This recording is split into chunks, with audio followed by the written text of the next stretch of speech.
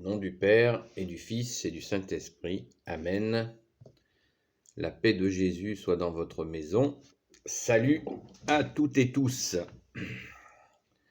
J'espère que vous allez bien. On est dimanche 22 août 2021 et bien sûr que on se prépare à aller à la Sainte Messe. Quelque chose qu'il est bon de se rappeler à propos de la Sainte Trinité. Nous croyons, nous catholiques, en la vérité, c'est-à-dire que Dieu est Père, Fils, Jésus et Saint-Esprit. C'est plus qu'un dogme, c'est la vérité. Dieu est en trois personnes et il forme un seul Dieu. C'est à la fois compliqué et simple. Le Père et le Fils sont en relation. La relation entre le Père et le Fils est l'Esprit Saint. Et nous passons par Jésus, qui est Dieu, pour accéder à l'héritage du Père, de son Père, de notre Père. Jésus nous a dit « Je suis la porte. Celui qui passe par une autre porte est un voleur. » Jésus a dit, tu as dit bien-aimé Jésus, « Je suis le chemin, la vérité et la vie. » Donc, Jésus est venu nous expliquer que l'on passe par lui. Nul ne va au Père sans passer par moi, a-t-il Jésus qui l'a dit. Voilà, c'est très clair. Et cette relation d'amour que Jésus demande pour son Père, pour lui-même qui est Dieu, et pour l'Esprit Saint, est mystérieuse. Et en même temps, simple. On peut se rappeler, on peut avoir en mémoire quand Jésus avait remis en place les pharisiens qui complotaient contre lui pour le tuer. Et que leur a-t-il dit? C'est très important, écoutez bien ce qu'il a dit, ce que tu nous as dit, Jésus, enfin ce qu'il a dit aux pharisiens. Il leur a dit,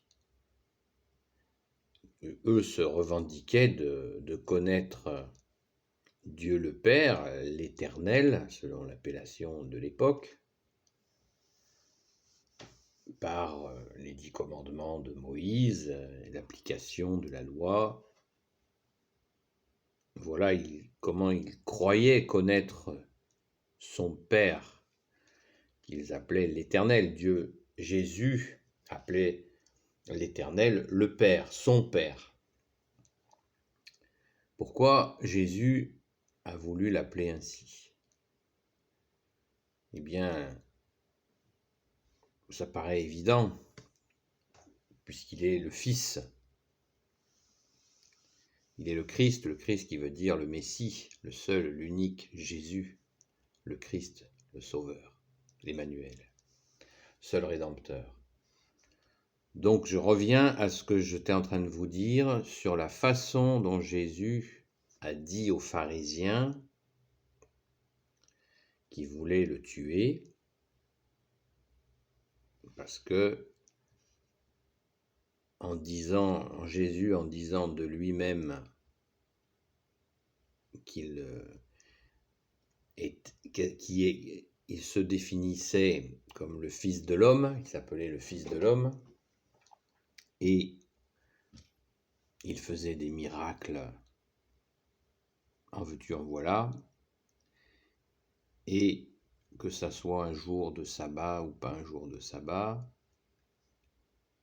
il faisait des miracles et il rappelait sans cesse le véritable enseignement de son Père, le vrai enseignement de Dieu, de l'Éternel. Il est venu rappeler tout ça, et ces pharisiens étaient figés dans une loi qui était sans cœur, sans amour. Donc la foi sans amour, ça sèche les cœurs. Et voyant que Jésus, qui est soleil d'amour, soleil de justice, venant expliquer aux foules cette dimension d'amour de son Père que ces gens n'avaient jamais entendue, ou très peu, ou quelques, bien sûr qu'il y avait certains qui devaient être touchés de l'amour de l'Éternel. Ils ne savaient pas que Jésus était avec, puisque Jésus, nous le savons, était là dès le commencement avec son Père, mais il ne s'était pas encore révélé physiquement, puisqu'il est venu, Jésus s'est fait homme. Donc ces pharisiens, ces docteurs de la loi, avaient figé, certainement pas tous, mais ceux qui voulaient éliminer Jésus, avaient figé la loi dans quelque chose d'impitoyable, un règlement terrible. Et Jésus est venu confondre cette attitude.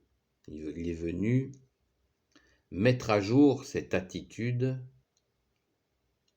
où il y avait des spécialistes de la loi de Dieu, mais déjà certainement qui devaient, comme on le sait, les hommes en ont l'habitude, fais ce que je dis et pas ce que je fais. Donc Jésus, il est venu les confondre et il leur a dit cette phrase qui est vraiment essentielle pour comprendre le choc qu'il y avait entre ce monde d'une loi figée. Figée, ça ne veut pas dire que je suis en train de dire qu'il faut changer la loi que a donné l'Éternel, le Père de Jésus, comme les 10 commandements. C'est pas ce que je suis en train de dire. C'est que ces 10 commandements, Jésus explique que cette loi, elle a été faite pour les hommes. Nous avons été créés, nous les hommes, par amour. Dieu a tant aimé le monde qu'il a envoyé son Fils, mais nous avons été créés par le Père, le Fils, c'est Jésus et le Saint-Esprit, par amour. Et cette loi, en son temps, a été donnée à Moïse par amour. C'est un acte d'amour. Et ça, nous avons des difficultés à le percevoir, parce que nous, quand nous entendons loi, on comprend emmerdement, complication, coercition, amende, etc., etc. C'est pas du tout de cette loi des hommes dont il s'agit. La loi de Moïse a été donnée par le Père de Jésus, par amour. Il faut faire un effort de compréhension. Parce que si on regarde la loi de Dieu de l'époque, qui a été donnée à cette époque, avec un regard humain, on va être en tension.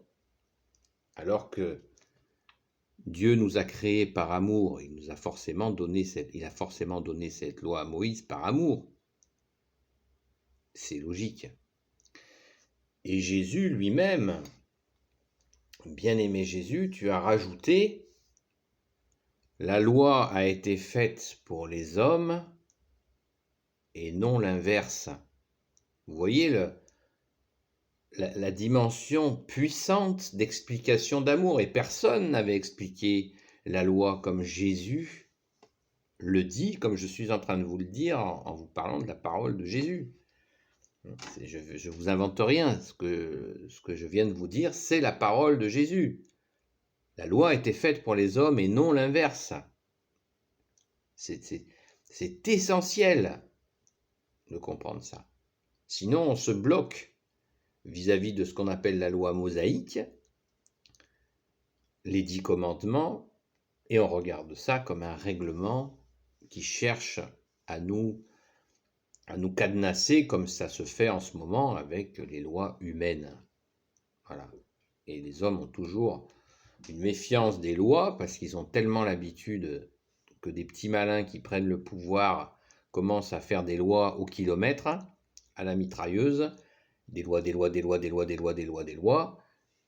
et puis après les libertés, on sait très bien que c'est la fin de la liberté qui est en cours, mais pas du tout, la loi libère. La loi mosaïque, la loi de Dieu, pas celle des hommes, la loi qu'a donnée le Père de Jésus, l'Éternel, à l'époque il était appelé l'Éternel, eh bien Jésus a dit de cette loi qu'il n'est pas venu en retirer un trait, un point, un tiret, rien du tout, parce qu'il sait, lui qui est Dieu avec son Père, Jésus sait que c'est une loi d'amour qui est faite pour nous servir et pas pour nous desservir, pas pour nous libérer, non pas pour nous emprisonner. Voilà, donc ça, il faut se détendre vis-à-vis de ça, surtout nous, occidentaux, qui avons une méfiance très grande pour les lois, mais on a la méfiance qui est naturelle pour les lois humaines. Donc, ces pharisiens et ces docteurs de la loi étaient tellement imprégnés de cette lecture qu'ils ont traduit en humain, au lieu de rester justement dans cette explication que la loi était là pour les hommes et non pas contre eux, ils avaient fait de cette loi d'amour une loi humaine au sens coercition, contrôle, vérification, etc., jugement, etc.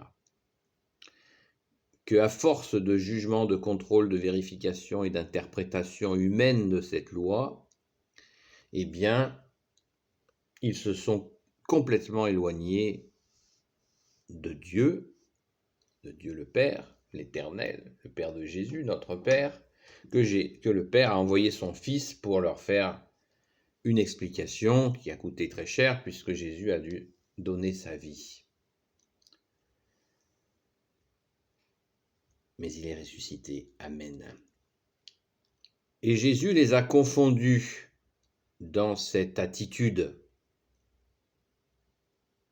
Il leur a dit, tu leur as dit, bien-aimé Jésus, si vous m'aimiez, il leur a dit, votre père c'est le diable. C'est dire que à quel point ils s'étaient éloignés de la vérité, de cette loi d'amour. Il leur a dit, votre père c'est le diable. À ces pharisiens, ces docteurs de la loi, qui régnaient sur le peuple dans une forme de terreur, en plus en brandissant la colère divine si les gens ne respectaient pas la loi. Et Jésus les a confondus, il les a cramés, en leur disant, votre père, c'est le diable. Ce que je vous dis, c'est dans les évangiles, je vous en mettrai les références dans les commentaires. si ça vous chante. C'est très important, je le ferai avec plaisir. Et Jésus, tu as bien pris soin de rajouter à leur adresse, de leur dire, si vous aimiez mon Père, vous m'aimeriez, et vous ne chercheriez pas à me tuer. Il leur a carrément dit qu'il le savait. Il est Dieu, Jésus est Dieu, donc il connaissait leurs desseins, leurs pensées, leur noirceur, leurs ténèbres, leur lien justement avec Satan, le diviseur, le diable. Vous voyez ? Donc, il faut régulièrement nous rappeler ce moment à propos de la loi, puisque dans la Sainte Église catholique, nous lisons l'Ancien Testament, nous faisons référence à des passages de la loi, à des psaumes qui y font référence, et nous en parlons, y compris dans la liturgie. Donc, nous devons essayer de comprendre cette loi d'amour. Et Jésus a bien dit qu'il est venu accomplir la loi et pas l'abolir. Donc, accomplir. Il faut méditer sur ce sens d'accomplissement de la loi par l'amour que tu es, Jésus. Accomplir. Ça va très loin, cette notion d'accomplissement. Jésus est le soleil d'amour, le soleil de justice. Ne l'oublions jamais. Accomplir l'amour. Et ainsi, la loi est accomplie dans cette dimension qui lui faisait défaut, que les pharisiens et docteurs de la loi avaient enlevé l'amour de la loi de l'Éternel, du Père de Jésus, notre Père. Voilà. Donc, ne l'oublions pas, rappelons-nous sans cesse cette notion qui est fondamentale. Fondamentale afin de ne pas être en réaction vis-à-vis de la loi, par exemple des 10 commandements, qui sont des commandements d'amour, et pas des commandements coercitifs. Un coercitif, pour ceux qui ne savent pas ce que ça veut dire que ce sont des ordres et qui doivent être exécutés. Sinon, il y a sanction. Voilà. C'est pas comme ça que ça se passe. C'est une loi d'amour et Jésus est venu l'accomplir. Jésus est venu expliquer l'accomplissement de la loi. Prenons un exemple tout simple. C'est l'histoire des guérisons le jour de sabbat. Le jour du sabbat, le samedi, vous savez, c'est le jour des Juifs où ils sont censés être sans rien faire toute la journée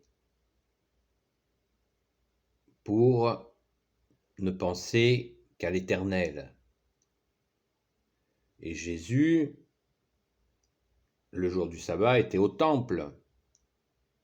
Et un jour se présente quelqu'un qui a une main séchée, donc il ne peut pas bouger sa main, et il vient dans le temple. Et Jésus le voit, et il a pitié de lui. Et il lui dit, est-ce que tu crois que je peux faire quelque chose pour toi? Et le gars lui dit, ben oui, bien sûr, je crois. Et Jésus dit au maître de la loi, aux pharisiens, il leur dit, peut-on guérir un homme le jour du sabbat où on est censé ne penser qu'à Dieu? Eh bien, les mecs étaient tellement secs dans leur cœur et dans leur tête qu'ils ont dit, non, tu peux pas faire ça un jour de sabbat, vous vous rendez compte? Même chose avec une mamée qui était là et qui était toute courbée. Et Jésus dit, ça fait 18 ans que le diable fait courber cette femme. A-t-on le droit le jour du sabbat de la guérir? Et toute la bande la bande répond, la même bande de docteurs de la loi et de pharisiens complètement desséchés, lui dit non, non, non, non, non, tu peux pas faire ça, c'est un blasphème, puisqu'on ne doit rien faire un jour de sabbat. C'est délirant, c'est délirant. Délirant, vous imaginez Jésus qui est là, qui peut le guérir, et les mecs qui disent non, non, non, tu peux pas. Il parle à Dieu. Jésus, il est Dieu, il a son Père en lui, le Père est en lui, lui est dans le Père, et les mecs ils disent non, non, tu peux pas. Vous imaginez l'aveuglement c'est terrible, c'est inimaginable. Et bien Jésus leur dit, Jésus devait être certainement, je ne sais pas s'il était en colère ou en pleurs, mais ça a dû être une épreuve terrible pour lui de voir une dureté de cœur comme ça. Ça a dû être affreux. Et le gars qui avait la main séchée lui dit étends ta main. Hop, le mec est guéri. Le gars il saute au plafond. La foule est en fusion et rend grâce à Dieu. Même chose avec la mamée qu'il redresse. Il la libère du poids de Satan qu'il avait courbé pendant 18 ans. Tout le monde est en fusion et rend grâce à Dieu le jour de sabbat. Normalement, tout le monde, absolument tout le monde devait être explosé de joie. Eh bien, les pharisiens et les docteurs de la loi, eux, se demandaient comment ils allaient pouvoir tuer Jésus. Vous vous rendez compte, le délire. Après Jésus en remet une couche, il leur dit « Oh, bande d'hypocrites, si ton gosse s'y tombe dans un puits le jour du sabbat, qu'est-ce que tu fais? T'attends le dimanche pour aller le chercher ?» Voilà, il a continué à essayer de... Vous voyez, des fois, je ne sais pas si ça vous est déjà arrivé, on tape un peu pour essayer de casser le mur qui emprisonne les cœurs. Et Jésus l'a fait. Il a essayé de péter le mur qu'ils avaient construit sur leur cœur. Eh ben non, les mecs, ils ont continué, ils ont comploté. Et ils l'ont tué. Et Jésus est ressuscité, alléluia, car il est Dieu et personne ne peut tuer Dieu. Il ressuscite.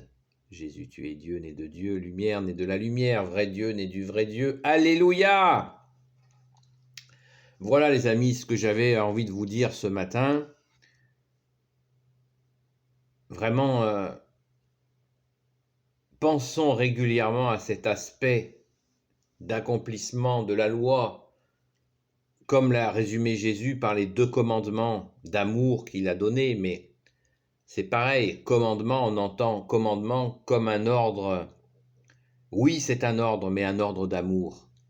Voilà. Et je pense que Dieu a le droit de donner un ordre, parce que c'est un ordre d'amour.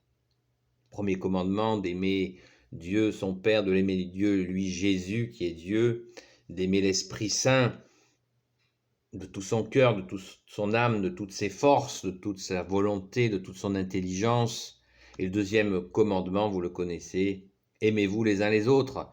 Dieu a le droit de nous donner ces 2 commandements, bien sûr, et ce sont des commandements d'amour. Et s'il vous plaît, obéissons à ces commandements, ces 2 commandements d'amour. Merci Jésus, alléluia. Béni soit le Père, le Fils et le Saint-Esprit. Amen. Ô Jésus, toi qui peux tout et qui portes tout, toi le Sauveur, toi l'Emmanuel, je te confie toutes celles et ceux qui regarderont cette vidéo ainsi que leurs proches selon ta sainte volonté. Sainte Marie, Reine des cieux, toi l'Immaculée Conception, toi qui écrases le serpent, toi qui as la lune sous tes pas. Saint Joseph, toi le juste et le saint, toi le sage, toi la terreur des démons, toi le saint gardien de la Sainte Église catholique. Sainte Marie-Madeleine, et vous tous les saints, Sainte Marie-Madeleine, notre chère sainte patronne, bien sûr, et vous tous les saints et saintes, amis de Jésus, Saint Michel-Archange, qui est comme Dieu, Saint Gabriel-Archange, Saint Raphaël-Archange et tes anges guérisseurs, et vous tous les anges qui servez Jésus, je vous confie toutes celles et ceux qui regarderont cette vidéo, ainsi que leurs proches, selon ta sainte volonté, ô Jésus, toi le soleil d'amour, le soleil de justice. Amen. Sainte Messe à vous. Bon dimanche. La paix de Jésus soit dans votre maison. À bientôt les amis.